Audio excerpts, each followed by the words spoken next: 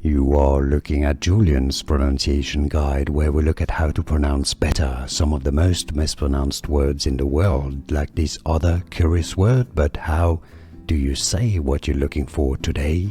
We are looking at how to pronounce these words and more confusing food names, including from French, that many get wrong, so stay tuned to the channel to learn more. Rotisserie, rotisserie, or rotisserie. Sometimes the third syllable is just skipped, and so you stress on that T syllable. For reference, in French it's said as rotisserie, so rotisserie. It's easy, and now you know. More videos for you here to learn more correct pronunciations. Thanks for watching. Here are more videos on how to pronounce more confusing words and names too many mispronounced. Like this video if you found it useful. I appreciate your support. I'll see you soon, and thanks for watching.